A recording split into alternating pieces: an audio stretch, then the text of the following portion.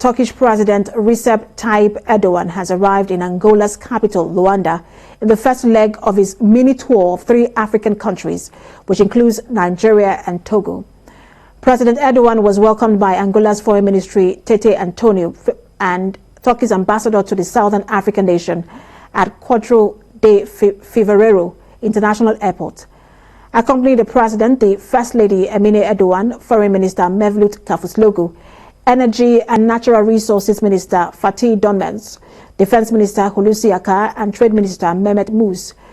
The streets of Luanda were decorated with Turkish flags before Erdogan even arrived.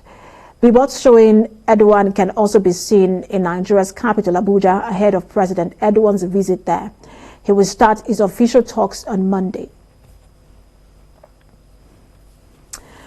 We now discuss the Turkish president tour of 3 African countries with Global Affairs Analyst Sam Phatey. Good to have you join us. So there seemed to be a race between world leaders for some sort of geostrategic positioning in Africa. But when you look at Turkey, where do you think that the country fits in terms of development and just that evolving process in Africa? Well, Turkey right now is trying to be at the same levels that we're talking about China and probably European Union and also the US has been in Africa, especially when it comes to giving aid and building bilateral relations in terms of trade. However, we can see Turkey has a different approach. Of course, the geopolitics is at play. Important strategic locations to the Atlantic is critical for their military.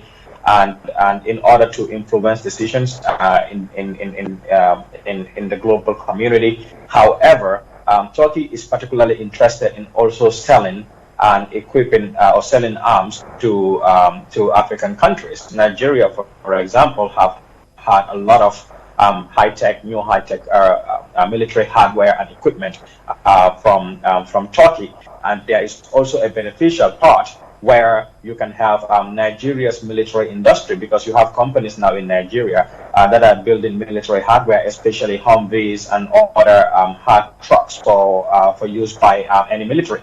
So learning that technology from Turkey is by far cheaper and easier, and Turkey would also use that as a leverage to build strong military and trade ties with other African nations. Let's talk about that different approach, because Turkey seems to be working with diplomatic missions and resolving the humanitarian crisis compared to other countries that consider themselves more, in quotes, consider themselves more conventional African partners. Turkey has opened about now 43 missions in Africa, up from 12 in 2000, I think in 2003.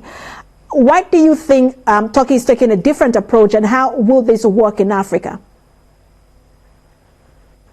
I mean, Africa is getting more enlightened and more educated people that are actually even returning home after working in their international community and studying new ways of diplomacy and trade deals. So Africa is developing in a way that now when they are negotiating trade deals, they have a different approach.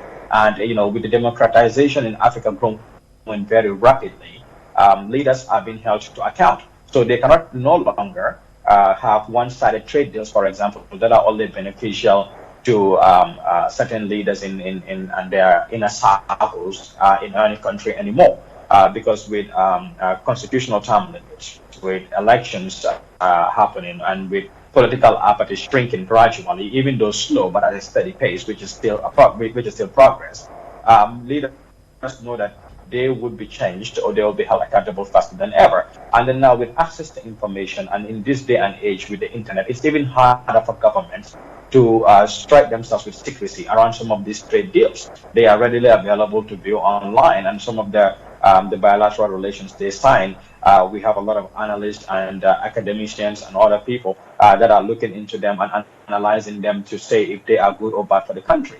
So when you have a whole lot of people that are critical thinkers and looking at stuff like that, then it's better to take a different approach. And we can see, for example, with Turkish president, one of the reasons why Nigeria is very important to him, and if you look at the countries he's going to, these countries have the purchasing power Obviously, when I say that, some people will say no, but we don't. But they do. Nigeria, for example, has a lot of purchasing power, right, compared to let's say Senegal. So if Turkey can increase its trade volume in Nigeria, we're pretty much talking about going from 700, $800 million in trade annually to over a billion to $1.3 billion, which is very good. Now the question is that better for Turkey, or is it going to be a win-win situation?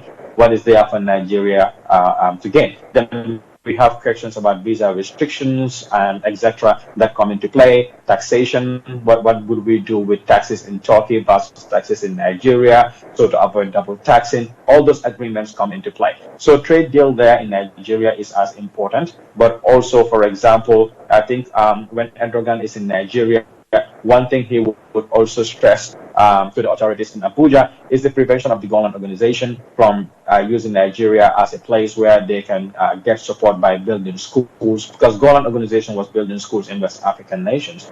And Turkey's one of Turkey's mission was to end that and to stop it.